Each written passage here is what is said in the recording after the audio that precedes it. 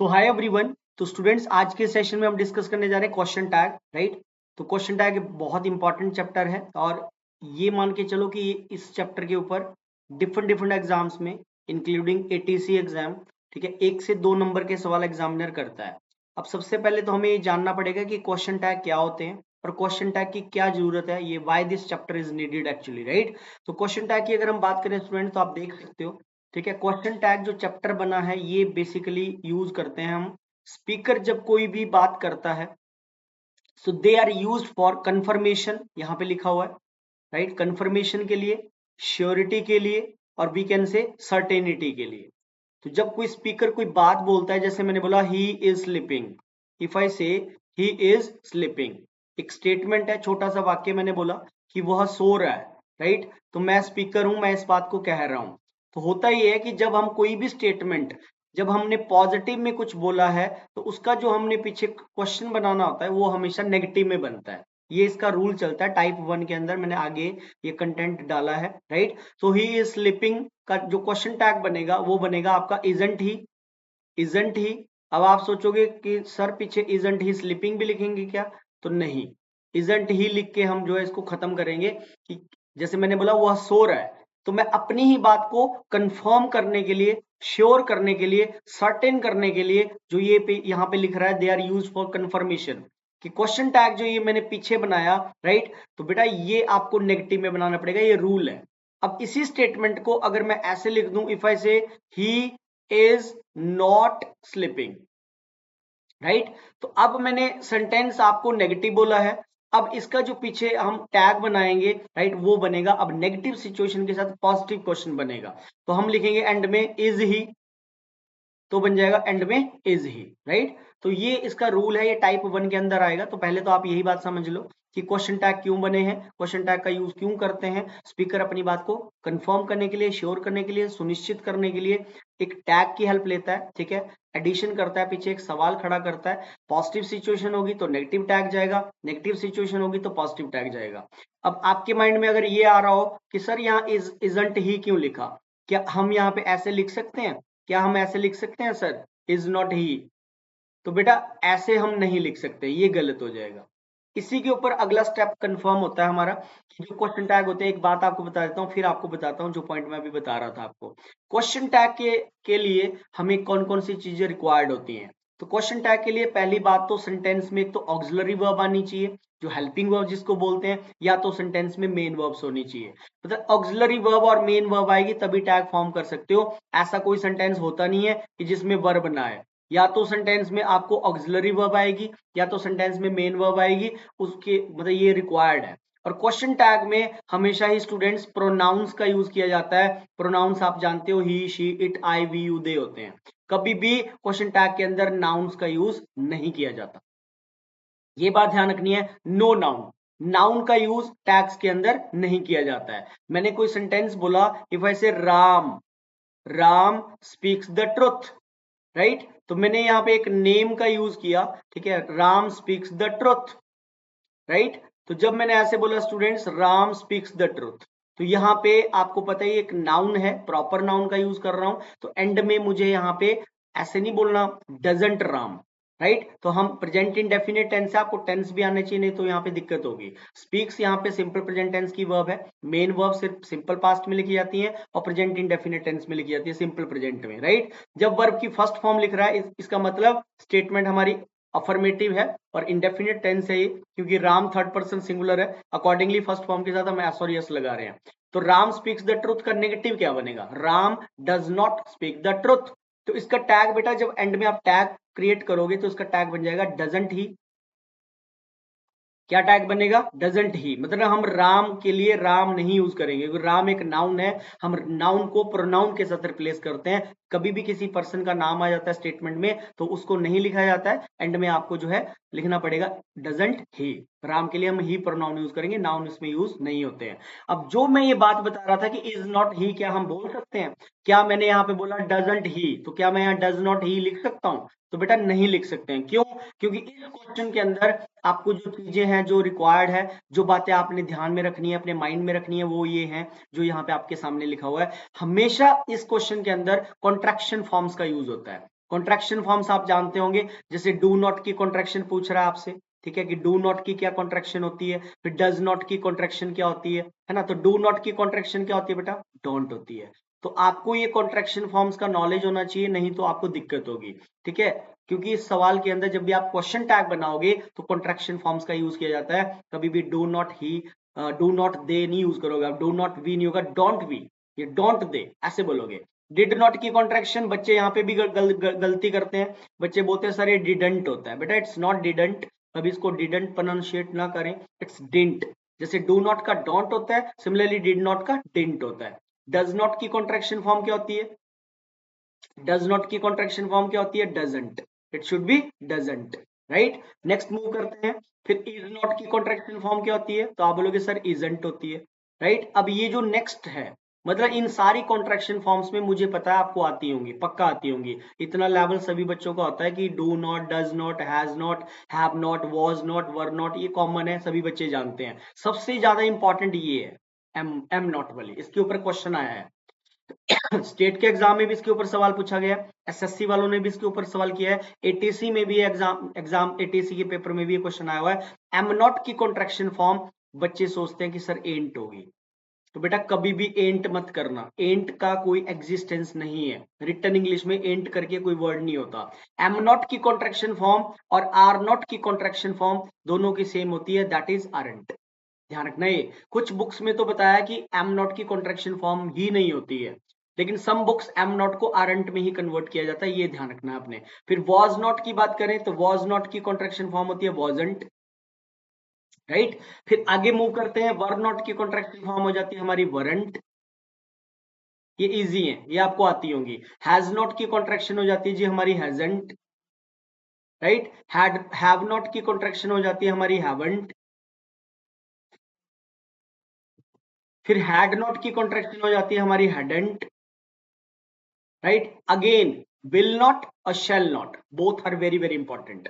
इन सारी contraction forms में तीन का आपने ध्यान रखना है, एम नॉट का आरंट होता है, आर नॉट का भी आरंट होता है, विल नॉट का और शैल नॉट की कॉन्ट्रैक्शन। तो विल नॉट की जो कॉन्ट्रैक्शन फॉर्म होती है दैट इज वॉन्ट, और शैल नॉट की जो कॉन्ट्रैक्शन फॉर्म होती है दैट इज शैंट, इट्स वॉन्ट शैंट, ध्यान रखना इन दोनों का। और कुड नॉट की कॉन्ट्रैक्शन फॉर्म होती है हमारी कुडंट, राइट। उसके बाद शुड नॉट की कॉन्ट्रैक्शन हो जाती है हमारी शुडंट, और फिर आ जाते हैं हम last and final that is need not, और नीड नॉट की हो जाती है needn't, it can be needn't, right. तो ये आपको कॉन्ट्रैक्शन फॉर्म्स मैंने क्यों बताई, क्योंकि जब मैंने ये सवाल बनाया पीछे तो इसमें देखो मैंने यहाँ पे डज नॉट की कॉन्ट्रैक्शन फॉर्म का ही यूज किया, और ये एक ऐसा सवाल है इसमें कॉन्ट्रैक्शन फॉर्म्स यूज करते हैं, आप पूरा नहीं लिख सकते पीछे कि वॉज नॉट ही या वर नॉट दे, ये गलत हो जाएगा, आपको वरंट और वॉजंट बोलना पड़ेगा, इसलिए मैंने सारी कॉन्ट्रैक्शन फॉर्म्स आपको बता दी जो इंपॉर्टेंट थी। अब ये क्वेश्चन पेपर में एक बार आया था, ये क्वेश्चन पूछा गया है जी एग्जाम में, बोला आई एम हैप्पी, तो स्टेटमेंट, अब मैंने आपको बोला था जब सिंपल वाक्य होगा बेटा तो टैग क्या बनेगा, नेगेटिव बनेगा, है ना। तो ऑब्वियस है ये आई एम हैप्पी, एम यहाँ पे जो है स्टेट को रेफर कर रहा है, एक्शन नहीं है कि मैं खुश हूं। तो एम नॉट की कॉन्ट्रैक्शन क्या लगेगी, अब ज्यादातर बच्चे यहाँ ए करके आएंगे, जबकि ए वाला ऑप्शन आपका बिल्कुल गलत माना जाएगा यहाँ पे, क्योंकि ए नहीं हो सकता है। क्यों नहीं हो सकता है, क्योंकि भाई एंट नहीं होता, मैंने आपको बता दिया। और ज्यादातर बच्चे, मैं क्लास में भी इस क्वेश्चन को जब पूछता हूँ ऑफलाइन क्लास में, तो बच्चे बोलते हैं सर ए होगा, एंट आई होगा, तो एंट आई कभी नहीं होगा, आंसर बनेगा हमारा यहाँ बी। ध्यान रखना, वॉजंट में नहीं जा सकते, डोंट में नहीं जा सकते, क्योंकि एम आ रहा है तो हम उसकी कॉन्ट्रैक्शन लगाएंगे अरंट आए, राइट। ये सवाल बहुत इंपॉर्टेंट है, पेपर में पूछा जा चुका है। आगे बढ़ते हैं, ये आगे हमारी अब टाइप वन। तो टाइप वन में बोल रहा है, जो मैंने आपको पीछे बात बताई, जब भी सेंटेंस हमारा सिंपल होगा तो सिंपल सेंटेंस के साथ हमेशा ही आपको नेगेटिव क्वेश्चन टैग बनाना होता है, और जब भी स्टेटमेंट हमारी नेगेटिव होती है तो आपको टैग पीछे पॉजिटिव बनाना होता है, ठीक है। मतलब उल्टा होता है इसमें, वाइस वर्सा बोलते हैं इसको। सिंपल सेंटेंस होगा तो पीछे सवाल नेगेटिव क्रिएट करना है, और जब भी नेगेटिव वाक्य होगा तो आपको पॉजिटिव टैग बनाना है। अब इसके एग्जाम्पल आप देख लीजिए, जैसे कि सवाल नंबर वन आपके सामने लिखा हुआ है, क्वेश्चन नंबर वन आपको बोल रहा है, ठीक है, he want return the money that, he want return my money, क्यों मेरा पैसा वापस नहीं करेगा, वो मेरा पैसा वापस नहीं करेगा, है ना, ये हमारा क्वेश्चन नंबर वन है। और ये हमारा क्वेश्चन नंबर 2 है।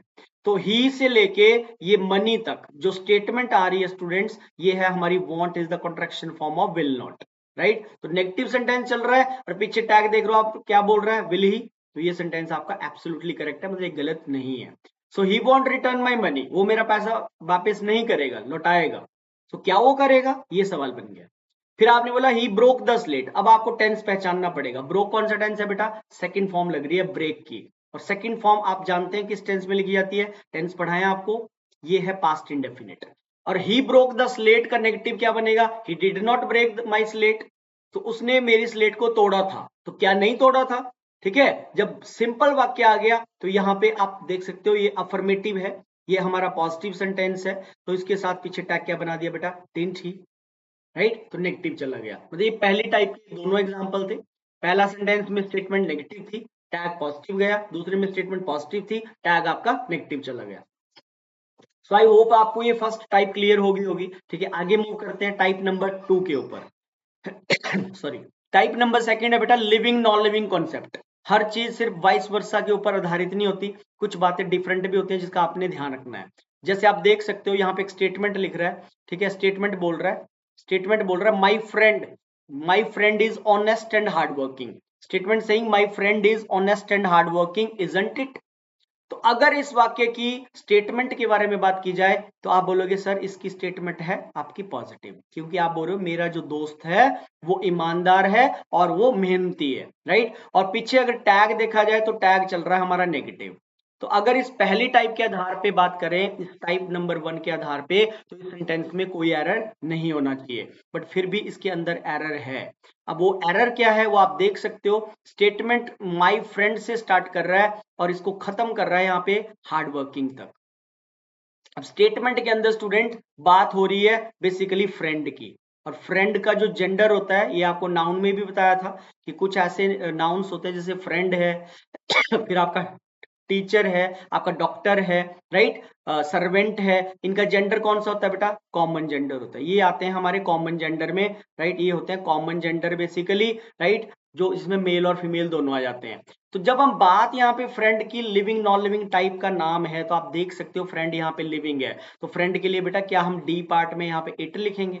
इट तो आप जानते हैं, इट तो नॉन लिविंग थिंग्स में आता है, तो यहाँ पे फ्रेंड के लिए हम क्या लिखेंगे, इजंट ही।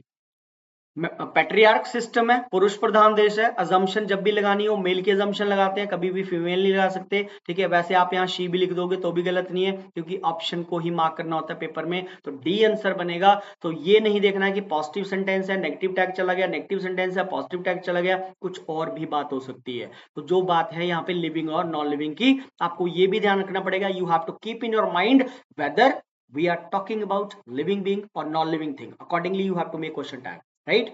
चलो थर्ड टाइप के ऊपर आ जाते हैं। ये टाइप बहुत इंपॉर्टेंट है, most important, never modified tense, ठीक है। अब मैं इस टाइप का आपको थोड़ा सा यहाँ पे पहले एक सेंटेंस दे देता हूं, नहीं तो आपको दिक्कत होगी। जैसे मैंने बोला ही वॉज प्लेइंग, मैंने एक स्टेटमेंट लिखी छोटी सी, क्या कर रहा है, मैं एक सिंपल वाक्य से समझा देता हूं पहले। मैंने बोला वो खेल रहा था, ही वॉज प्लेइंग, एक्शन है, वॉज यहाँ लिंकिंग वर्ब है, वॉज यहाँ पे हेल्प कर रहा है प्ले का, प्ले यहाँ पे मेन वर्ब है, राइट। हमने बोला ही वॉज प्लेइंग, तो क्या बेटा मैं यहाँ पे ये लिख सकता हूँ, क्या मैं इसका टैग ऐसे बना सकता हूँ, इजंट ही। तो आप बोलोगे नहीं सर ये तो गलत हो गया। अब आप बोलोगे सर ये ऐसे कैसे हो जाएगा, ये थोड़ी सही होगा, ये तो गलत होगा, क्योंकि हम तो पास्ट में बोल रहे हैं, हम बोले वो खेल रहा था। तो यही मतलब है, ये जो लाइन ऊपर लिख रहा है नेवर मॉडिफाइड टेंस, इसका मतलब यही है बेटा कि टेंस को कभी भी बदलते नहीं है, टेंस को कभी भी नहीं बदला जाता है। जिस टेंस में आपकी स्टेटमेंट होती है, जैसे यहाँ पे वॉज आ रहा है तो आप यहाँ इजंट थोड़ी लिखोगे, आप यहाँ लिखोगे वॉजंट ही, ये है इसका मतलब। तो ये सिंपल भाषा में समझा दिया, सिंपल एग्जांपल से, राइट, कि कभी भी टेंस को नहीं बदलना होता है, जिस टेंस में स्टेटमेंट होती है क्वेश्चन टैग हमेशा उसी टेंस का ही बनाया जाता है, ये बोलना चाह रहा है इस स्टेटमेंट के थ्रू, और कुछ नहीं है, जो ये टाइप थर्ड है। अब आपको ये देखना पड़ेगा कि क्या ये जो सेंटेंस यहाँ पे लिख रहा है आपके सामने, बोल रहा है generally generally generally we have our dinner at 9 PM, बोल रहा है generally we have our dinner at 9 PM, तो जनरली से लेके यहां से लेके ये जो स्टेटमेंट चल रही है यहां तक 9 PM तक, ये सबसे पहले आपको पहचाननी पड़ेगी। बच्चा क्या करता है, बच्चा सिर्फ हैव देखता है और स्टूडेंट बोलते हैं सर ये प्रेजेंट परफेक्ट है, तो is this particular statement is going in present perfect? No, this is not present perfect. Actually यहाँ पे आपको ये थोड़ा क्लियर करना पड़ेगा, नहीं तो दिक्कत होगी। एक बेटा फर्स्ट फॉर्म होती है, एक आपकी सेकंड फॉर्म होती है, एक आपकी थर्ड फॉर्म होती है, और ये मैंने वर्ब वाले चैप्टर में प्राइमरी ऑक्सिलरी वर्ब्स आपको पढ़ाई थी, ठीक है, पिछली कई क्लासेस में बता चुका हूं, दोबारा बता रहा हूं क्योंकि इसकी बात यहाँ पे आ रही है, ठीक है। टिपिकल टेंस वाली टाइप है। हैव हमारी बेस फॉर्म होगी, क्योंकि बेस फॉर्म हमेशा प्लूरल होती है। It's second form is had, it's third form is also had, it's fourth form is बेटा हैविंग, और इसकी V5 होती है बेसिकली, राइट। सिंगुलर में V5 में सिंगुलर वाली लिखी जाती है, और V1 में आपकी जो है प्लूरल वाली, बेस फॉर्म हमेशा प्लूरल होती है, तो हैव को फर्स्ट फॉर्म में लिखा जाएगा। तो ये जो वर्ड है, ये जब मैंने टेंस आपको पढ़ाए थे वहां पे आपको ये सारे वर्ड बताया मैंने, जनरली है, यूजुअली है, रेयरली है, फ्रीक्वेंटली है, मोस्टली है, राइट, ओकेजनली है। ये बेटा फ्रीक्वेंट एक्शन को बताते हैं कि मैं ओकेजनली वहां पे जाता हूँ, कभी भी नहीं जाता हूँ, हमेशा जाता हूँ। नेवर है, ऑफन है, सेल्डम है, ऑलवेज है, ये डेली रूटीन को बताने वाले वर्ड्स होते हैं। तो यहाँ पे हैव आपका जो है मेन वर्ब है, ना कि ये एक्शन वर्ब है। हैव यहाँ पे मेन वर्ब का काम कर रहा है, लेने वाला, टेक वाली सेंस दे रहा है, ठीक है, कि आमतौर पे हम अपना डिनर 9 बजे लेते हैं। तो ये जो हैव है यहाँ पे, ये हमारी ये बेस फॉर्म है, सॉरी, फर्स्ट फॉर्म है ये। और ये जो रूल अप्लाई करते हैं हम, ये कहाँ करते हैं बेटा, ये रूल किस टेंस का होता है, सब्जेक्ट लगता है, वर्ब की फर्स्ट फॉर्म लगती है, या फर्स्ट फॉर्म के साथ एस और ईएस लगता है, एस या ई एस लिखा जाता है, और एंड में ऑब्जेक्ट आता है। अगर मैं आपसे पूछूं कि बेटा ये कौन से टेंस का रूल है, तो आप एकदम पहचान जाओगे कि सर ये प्रेजेंट इंडेफिनिट है, ये सिंपल प्रेजेंट टेंस की स्टेटमेंट है ये, है ना। तो इसीलिए बेटा यहाँ वी के साथ हैव लगा रहा है, प्लूरल है वी, तो हैव आ रहा है। जब स्टेटमेंट ये प्रेजेंट इंडेफिनिट की है, तो इसका क्वेश्चन टैग डी पार्ट गलत है, इसमें हैवंट कैसे आएगा यहाँ पे। ये वही बात कर रहा है जो मैंने इसमें करी, कि मैंने बोला वो खेल रहा था, तो क्या नहीं खेल रहा है, ये तो गलत नहीं होगा, था वाली बात मैं हैव में थोड़ी ले जाऊंगा। तो जो स्टेटमेंट, जब हमारी स्टेटमेंट ही सिंपल प्रेजेंट की है, तो उसके नेगेटिव में लिखते हैं बेटा डोंट और डजंट। तो यहाँ पे टैग बनना चाहिए don't be, it should be don't be, right. लेकिन अगर मैं ऐसे लिखूं वी हैव हैड, अब थोड़ा सा बदल दिया मैंने, हैव के साथ देखो यहाँ हैड भी आ रहा है, पिछले वाले वाक्य में देख लीजिए हैव भी आ रहा है, हैड नहीं आ रहा है, इसलिए सिंपल प्रेजेंट है। लेकिन ये जो स्टेटमेंट है, ये अब कौन सा टेंस है, तो आप बोलोगे सर सब्जेक्ट आता है, फिर हैज हैव जब हम लिखते हैं, सारे बच्चे जानते हैं टेंस, मुझे पता है, मैंने टेंस पढ़ाया भी है आपको पिछली क्लासेस में। हैज आपके साथ थर्ड फॉर्म आती है सर, तो सर ये तो प्रेजेंट परफेक्ट होता है। आप एकदम पहचान जाओगे कि यहाँ पे हैड, जो हैड है ये हमारा एम डॉट वी है मेन वर्ब, और हैव यहाँ पे हमारी बेटा हेल्पिंग वर्ब है। आप देख सकते हो हैव की थर्ड फॉर्म, देख सकते हो हैव की थर्ड फॉर्म क्या है, यहाँ पे हैड है, राइट। अगर हैव की थर्ड फॉर्म हैड है, ठीक है, तो आप एकदम समझ गए कि ये हैड यहाँ पे हैव के साथ थर्ड फॉर्म का काम कर रहा है, ये टेंस बना प्रेजेंट परफेक्ट। अब इसका जो टैग बनेगा वो बनेगा बेटा haven't we. Now the question tag would be haven't we, ये बनेगा इसका राइट क्वेश्चन टैग, क्योंकि सेंटेंस हमारा परफेक्ट में है। यही ये टाइप बोल रही है कि कभी भी टेंस को नहीं बदलना होता है, जिस टेंस में स्टेटमेंट होती है क्वेश्चन टैग हमेशा उसी टेंस का लिखा जाता है। आगे आ जाइए, अब बोल रहा है नेक्स्ट क्वेश्चन में, बोल रहा है we had our dinner at 9 PM। जब उसने ऐसे बोल दिया we had our dinner at 9 PM, तो इसका मतलब ये हैड को यहाँ पे किस तौर पे यूज कर रहा है, हैड को अब यहाँ पे क्या बना के यूज कर रहा है बेटा, सेकेंड फॉर्म, ठीक है। आपको पता है, आप सभी जानते हैं कि कभी भी किसी टेंस के अंदर थर्ड फॉर्म डायरेक्ट नहीं लिखी जाती। कभी आपने ऐसे बोला आई सीन हिम, तो आप बोलोगे नहीं सर ऐसे नहीं बोलते, आई सीन हिम गलत होता है। हम ऐसे बोल सकते हैं I have seen him, has have के साथ V3 लिखी जाती है, या हैड के साथ V3 लिख सकते हो परफेक्ट टेंस में, या तो फ्यूचर परफेक्ट में विल हैव शैल हैव के साथ आप थर्ड फॉर्म लिख सकते हो। लेकिन कभी डायरेक्ट आप थर्ड फॉर्म नहीं लिख सकते। तो हैड जो लिख रहा है, ठीक है, इस सेंटेंस में जो हैड दिया हुआ है, ये हैड है बेसिकली आपकी V2, ये है हमारी यहाँ पे वर्ब की second form, this is the second form of have, right. और सेकंड फॉर्म सब्जेक्ट के साथ जब सेकंड फॉर्म आती है और एंड में ऑब्जेक्ट आता है बेटा, तो ये रूल कौन से टेंस का होता है, आप बोलोगे सर सिंपल पास्ट है, ये पास्ट इंडेफिनिट है। जैसे हम बोलते हैं I went to market, I went to market, Hari killed a snake, ये सिंपल पास्ट की स्टेटमेंट्स हैं। तो हैड यहाँ पे जब V2 है, उसके नेगेटिव में क्या टैग बनेगा बेटा, didn't we. Now the question tag would be didn't we, ये बनेगा, क्योंकि सिंपल पास्ट में स्टेटमेंट है, टैग उसी वाक्य का रहेगा, उसी टेंस का रहेगा। पास्ट इंडेफिनिट के नेगेटिव में डिडंट भी लगाते हैं। अगले पे आ जाते हैं। अब अगला देख ले सकते हो आप, बोल रहा है हैड, वी हैड, राइट। अब बच्चे अपने आप से ही ये मिथ कायम कर लेते हैं कि सर 2 बार हैड नहीं लग सकता। ऐसा नहीं होता बेटा, ठीक है। अगर मैं आपसे पूछूं subject plus had plus V3 plus object, ये कौन सा टेंस है, तो आप एकदम पहचान कर लोगे, सर ये तो पास्ट परफेक्ट है जी, हैड के साथ थर्ड फॉर्म लग रहा है, राइट। तो इसीलिए बेटा ये हैड यहाँ हेल्पिंग वर्ब है, और ये हैड यहाँ पे इस हैव की थर्ड फॉर्म है। जो आपको पीछे बताया, ये फिर से वहां पे B3 का काम कर रहा है, हैड, इसलिए यहाँ पे 2 बार हैड जब आ रहा है, ये टेंस बना हमारा पास्ट परफेक्ट। और इसके नेगेटिव में क्या लगाते हैं बेटा, हैडंट, तो टैग बनेगा अब हमारा हैडंट भी। ये पूरी टाइप हैज हैव के ऊपर है, और ये बहुत इंपॉर्टेंट है क्वेश्चन टैग के अंदर, पेपर में पूछता है इसका सवाल भी, ध्यान रखना। नेक्स्ट जाते हैं अगली टाइप के ऊपर, बोल रहा है negative words concept in question tag. Negative words concept in question tag, जैसे आपके सामने एक स्टेटमेंट लिख रहा है, बोल रहा है ही नीड्स लिटिल मनी। अब लिटिल का आपको पता होना चाहिए, वैसे एडजेक्टिव के अंदर मैंने डिटर्मिनर्स पढ़ाए थे, एक लिटिल वर्ड होता है, एक फिर आपका अ लिटिल वर्ड होता है, और एक फिर आपका द लिटिल वर्ड होता है। 3 आपको डिटर्मिनर्स बताए थे, राइट। इन 3 डिटर्मिनर्स में से स्टूडेंट्स इसी का काउंटेबल में आपको ऑल्टरनेट फ्यू और फ्यू द फ्यू भी पढ़ाया था। लिटिल मतलब ऑलमोस्ट 0 होता है, ठीक है, और ये डिटर्मिनर आपका नेगेटिव होता है, ये नेगेटिव कॉन्टेक्स्ट देता है आपको लिटिल डिटर्मिनर। और अ लिटिल मतलब सम होता है बेटा, और सम कभी भी नेगेटिव नहीं होता, सम हमेशा पॉजिटिव को ही बताता है, राइट। और द लिटिल आपका हमेशा ऑल को बताता है, सब कुछ। जैसे फ्यू नेगेटिव है, अ फ्यू फिर आपका पॉजिटिव है, द फ्यू फिर आपका वो भी ऑल को बताता है। तो जब ये लिटिल लगा रहा है, इसका मतलब ये वाक्य नेगेटिव है।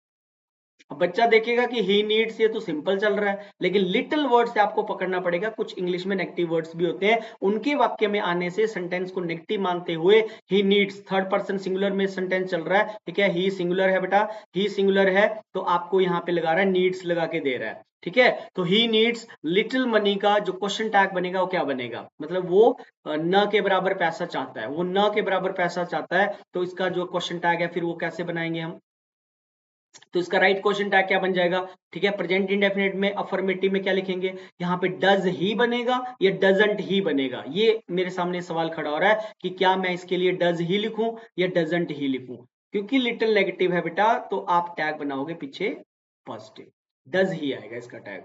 लेकिन अगर सेंटेंस में अ लिटिल लगा दिया जाए, तो फिर इसका मीनिंग बन जाता है some, he needs a little money, मतलब वो कुछ पैसा चाहता है। अब टैग आपको पता है कि अ लिटिल तो पॉजिटिव होता है, जब ये पॉजिटिव होता है तो टैग अब पीछे जाएगा doesn't he. Now the question tag would B doesn't ही। अब ऐसे बनेगा, राइट। पे आ जाते हैं। अब थर्ड क्वेश्चन बोल रहा है, ये सेम इसी के ऊपर चल रहा है, ऊपर लिख रहा है देखो नेगेटिव वर्ड्स टाइप है, ये ध्यान रखना आपने, नेगेटिव वर्ड्स का कॉन्सेप्ट है ये। बोल रहा है he has barely anything to wear. अब बच्चा देखेगा कि सर हैज आ रहा है, सर शायद ये सेंटेंस पॉजिटिव होगा, तो आप सोच सकते हो एंड में कि भैया इसमें तो हैजंट ही लग जाएगा, लेकिन बेटा यहाँ पे ऐसा नहीं होता कि किसी वर्ब के साथ नॉट आ रहा है तभी वाक्य नेगेटिव मानते हैं, ये भी नेगेटिव है। जब हेल्पिंग वर्ब के साथ नॉट लगाते हैं, is not, am not, are not, was not, were not, ये भी नेगेटिव होता है। दूसरा तरीका यह है कि ये जो वर्ड है बेयरली, ये अपने आप में ही नेगेटिव होता है, राइट। और एनीथिंग भी हमेशा ही नेगेटिव में लगाते हैं। जैसे हमारे घर गेस्ट आते हैं तो हम बोलते हैं would you like to have something, हम कभी ऐसे नहीं बोलते would you like to have anything, anything लगा रहे हो उसका मतलब आप नेगेटिव में बोल रहे हो। सो बेयरली नेगेटिव है, तो इसका टैग भी यहाँ पे बनेगा बेटा हैज ही, क्योंकि बेयरली वर्ड नेगेटिव है, तो टैग जाएगा हैज ही में, ये ध्यान रखना आपने। चौथे पे आ जाते हैं। अब ये सारे नेगेटिव वर्ड्स यहाँ लिखे हुए आप पढ़ सकते हो उनको, ठीक है। जैसे यहाँ बोल रहा है हार्डली है, राइट, पहला वर्ड आपका यहाँ पे दे रहा है हार्डली, हार्डली, फिर बेयरली है, स्कैर्सली है, नो सूनर है, ऑल आर नेगेटिव। फिर आपके नेक्स्ट आगे भी दे रहा है अनटिल है, ठीक है, अनटिल का ध्यान रखना है, ये भी नेगेटिव होता है अनटिल, अनटिल इज नेगेटिव। फिर आपका अनलेस इज नेगेटिव, राइट। फिर आपका जो है prevent is negative, forbid is negative, little is negative, little भी नेगेटिव होता है, ठीक है, और फ्यू भी नेगेटिव होता है। जब भी ये वर्ड्स सेंटेंस में आएंगे तो आपने वाक्य को नेगेटिव मानना है, सेंटेंस को नेगेटिव मानते हो क्वेश्चन आपने इनके साथ पॉजिटिव क्रिएट करना है। यही मैंने बताया आपको इस टाइप के थ्रू। आगे आ जाते हैं। अब एक और कॉन्सेप्ट रहता है इसमें, इंडेफिनेट प्रोनाउन का भी कॉन्सेप्ट रहता है, देख सकते हो आप इंडेफिनेट प्रोनाउंस कौन से होते हैं बेटा। वैसे मैंने आपको प्रोनाउन चैप्टर में बताया था कि जितने भी वर्ड्स इंग्लिश में जो बडी पे खत्म होते हैं। जितने भी वर्ड्स इंग्लिश में शॉर्टकट बताया था आपको, इंडेफिनिट प्रोनाउन वाली क्लास देख सकते हो। बडी, बडी, वन और थिंग पे जो वर्ड्स खत्म होते हैं बेटा, वो सारे ही इंडेफिनिट प्रोनाउन होते हैं। मैं ओरली बोल देता हूँ, बडी वाले वर्ड्स कौन से होते हैं? समबडी है, एनीबडी है, नोबडी है, एवरीबडी है। वन वाले कौन से होते हैं? समवन, नो वन, एनीवन, है ना। फिर थिंग वाले कौन से होते हैं? Something, nothing, anything. ये जो बडी और वन वाले वर्ड्स होते हैं, ये हमेशा ही आपके लिविंग बीइंग को रेफर करते हैं। ये ऑलरेडी बताई हुई बातें हैं। और थिंग वाले वर्ड्स जो है हमेशा ही आपके नॉन लिविंग थिंग को रेफर करते हैं, ये नॉन लिविंग को बताते हैं, राइट। तो यहाँ पे एक पॉइंट निकल के आता है, ठीक है। वैसे तो मैंने आपको बताया था कि इंडेफिनिट प्रोनाउंस हमेशा सिंगुलर होते हैं। Everybody should love his country होता है, देयर नहीं होता। ये मैंने आपको प्रोनाउन की क्लास में बताया था कि केस हम हमेशा इनके साथ सिंगुलर लगाते हैं। Everybody is present in the class, हम ऐसे बोलते हैं कि सारे बच्चे क्लास में प्रेजेंट हैं। Everybody is present. Nothing is serious, something is going bad, something is going wrong, ठीक है। हम ऐसे बोलते हैं बेटा। तो इज वर्ब लगाते हैं, जब आर नहीं लगता, कभी प्लूरल वर्ब नहीं लेते, इंडेफिनिट प्रोनाउंस सिंगुलर होते हैं। लेकिन क्वेश्चन टैग में एक नया कॉन्सेप्ट निकल के आता है, ध्यान रखना, ठीक है। क्वेश्चन टैग में थोड़ा सा बदलाव है, ठीक है, कि जब हम बात करते हैं बेटा लिविंग बीइंग की, जब तो हम बात करते हैं लिविंग बीइंग की, राइट। ये देखो यहाँ पे लिख रखा है इसने, लिविंग बीइंग लिखा हुआ है, राइट। ये लिखा हुआ पहला point, with living being. Living being की जब भी बात करेंगे तो हमेशा आपको टैग इसके साथ प्लूरल बनाना है। और जब भी आप नॉन लिविंग की बात करोगे तो उसके साथ टैग आपको सिंगुलर फॉर्म करना होता है। तो लिविंग के साथ ध्यान रखना है प्लूरल क्वेश्चन टैग बनता है, और नॉन लिविंग के साथ सिंगुलर क्वेश्चन टैग बनता है। इन दो वाक्यों के टैग कैसे बनेंगे? एवरीबडी वॉज प्रेजेंट, अब एवरीबडी आ गया तो मतलब लिविंग है। अब बच्चा सोचेगा सर हम बना देंगे वॉजंट ही, गलत हो जाएगा, क्योंकि प्लूरल बनेगा ना। लिविंग के साथ तो बोला है प्लूरल क्वेश्चन टैग बनेगा, तो बेटा इसका टैग बनाना है आपने वरंट दे। इसका टैग बनेगा, इंडेफिनिट प्रोनाउन में उल्टा होता है क्वेश्चन टैग के अंदर। हालांकि ये ग्रामेटिकली वर्ब सिंगुलर लेते हैं, प्रोनाउन का केस सिंगुलर लेते हैं, लेकिन टैग लिविंग वाले अपने साथ प्लूरल लेते हैं। ये बात अपने ध्यान रखनी है। और सेकंड वाला बोल रहा है everything was present. Everything was present मतलब सब कुछ प्रेजेंट था वहां पे। Everything was available there, everything was present. क्योंकि ये नॉन लिविंग की बात हो रही है और नॉन लिविंग में टैग बनेगा बेटा सिंगुलर, तो इसका आएगा answer wasn't it. Answer would be wasn't it. ये ऐसे होगा, ये आपने ध्यान रखना है। उसके बाद नेक्स्ट एक दो पॉइंट और है इसमें, फिर ये खत्म हो जाएगा चैप्टर आज हमारा। अब कभी भी स्टेटमेंट में ऐसे लिखा हो आई वुड, भाई इसको क्या प्रोनाउंशिएट करूंगा? इसको आई हैड मानू? ये भी बच्चों को तंग करता है, इसको आई हैड माने या इसको आई वुड माने। फिर सेकंड में बोल रहा है इट्स बीन, अब इस इट्स को क्या मानू? यहाँ पे ये इट्स है या इट हैज है? तो इसका मैंने यहाँ पे क्लियर किया हुआ है। कभी भी ये इट्स आ जाए तो इस इट्स की कॉन्ट्रेक्शन फॉर्म के तीन मतलब निकलते हैं। ये इट इज भी हो सकता है, ये इट वॉज भी हो सकता है, ये इट हैज भी हो सकता है। और कभी ऐसे लिखा हो कभी, तो ये आई वुड भी हो सकता है, ये आई हैड भी हो सकता है। ये आपने ध्यान रखना है। अब यहाँ पे कैसे पहचाने? ठीक है, आई हैड होता, सपोज ये आई हैड है, तो फिर इसके साथ तो थर्ड फॉर्म लगी होनी चाहिए थी आगे, तो थर्ड फॉर्म तो दे नहीं रहा, इसका मतलब ये वुड है यहाँ पे। So I would like to go home, I would like to go home, तो इसका टैग क्या बनेगा बेटा? Wouldn't I. इसको हैड नहीं मानना आपने, क्योंकि वुड मॉडल के साथ फर्स्ट फॉर्म लग रही है, हैड के साथ तो थर्ड फॉर्म आती है, right. So I would like to go home, मैं घर जाना पसंद करूंगा, सो वुडंट आई ऐसे बनेगा। और दूसरे का बोल रहा है इट्स बीन, अब इस बीन से पकड़ सकते हो आप, आपको पता है बी फर्स्ट फॉर्म होती है, राइट। वॉज इसकी पास्ट फॉर्म होती है वॉज वर, और बीन इसकी थर्ड फॉर्म होती है, बी की थर्ड फॉर्म बीन होती है। और थर्ड फॉर्म बेटा किसके साथ? अगर इट्स का मीनिंग पूछा जाए आपसे यहाँ पे, तो इन तीन में से क्या मीनिंग बनेगा इट का? इट्स का मतलब है वहां पे इट हैज, क्योंकि हैज के साथ वर्ब की कौन सी फॉर्म लिखी जाती है? Third form. वॉज के साथ थर्ड फॉर्म पैसिव वॉइस में आती है, इट इज के साथ भी थर्ड फॉर्म पैसिव वॉइस में आती है, राइट। यहाँ पे इस इट्स का मतलब हैज है, इट हैज है। It has been 2 years since I saw Rohan, right, since I saw Rohan. ये पूरा आपको टेंस के अंदर भी शॉर्टकट बताया था सिंस वाला। तो यहाँ पे सिंस आई सॉ रोहन, ठीक है। So it has been 2 years since I saw Rohan. तो यहाँ पे आ जाएगा डिंट आई, क्योंकि इट्स के साथ नहीं आपने टैग बनाना, आपने इस स्टेटमेंट, ये मेन मुख्य सब्जेक्ट है, तो यहाँ पे आ जाएगा आपका डिंट, डिंट आई, ये बनेगा। अच्छा, कई बार ऐसे सेंटेंस भी आ जाते हैं बेटा कि जैसे बोलेगा आई थिंक, डबल सेंटेंस बोले he is hungry, he is hungry. अगर ऐसा वाक्य आ जाए तो अब आपको देखना पड़ेगा कि टैग किसके हिसाब से बनेगा। आई थिंक के हिसाब से बनेगा या ही इज हंग्री के हिसाब से बनेगा। तो आपको यहाँ पे मुख्य सेंटेंस को ढूंढना होता है कि मुख्य मेन सेंटेंस कौन सा है। तो ही इज हंग्री यहाँ पे मेन सेंटेंस है, मेन क्लॉज यहाँ पे है, ठीक है। मेन क्लॉज हमारी यहाँ पे मुख्य क्लॉज ही इज हंग्री है, तो बनेगा इसका टैग इजंट ही। तो इसका टैग बन जाएगा बेटा इजंट ही, राइट। ये इसका क्वेश्चन टैग रहेगा। तो ये ही था क्वेश्चन टैग के अंदर जो आपको अवगत कराना था। मैंने इसमें टाइप जो डिस्कस करी आपके साथ एक बार दोबारा रिपीट कर देता हूँ। पहली टाइप यही ध्यान रखनी है मुख्य तौर पे, तो कॉन्ट्रेक्चुअल फॉर्म का ध्यान रखना है। और कॉन्ट्रेक्चुअल फॉर्म्स में मैंने आपको बता दिया कि एम नॉट, विल नॉट और शैल नॉट का ध्यान रखना है। पहली टाइप बेटा ये है सिंपल के साथ नेगेटिव, नेगेटिव के साथ पॉजिटिव। दूसरी टाइप आपको बता दी लिविंग नॉन लिविंग का ध्यान रखना है। तीसरी टाइप आपको बता दी कि कभी भी टेंस को नहीं बदलना है, सबसे इंपॉर्टेंट टाइप है, नेवर मॉडिफाई टेंस वाली। और चौथी टाइप आपको बता दी मैंने फिर आगे जाके नेगेटिव वर्ड्स वाली, राइट। और आई वुड और आई हैड का भी आपको बता दिया कि आई वुड कब होता है, आई हैड कब होता है, वो वर्ब से पकड़ सकते हो। एंड एक आपको इंडेफिनिट प्रोनाउन वाला कॉन्सेप्ट बता दिया कि लिविंग के साथ प्लूरल टैग और नॉन लिविंग के साथ आपको बनाना होता है basically singular question tag, right. तो आज के सेशन में इसमें इतना ही रहेगा, बाकी मिलेंगे नेक्स्ट सेशन में। थैंक यू वेरी मच, जुड़ने के लिए धन्यवाद, थैंक्स अ लॉट।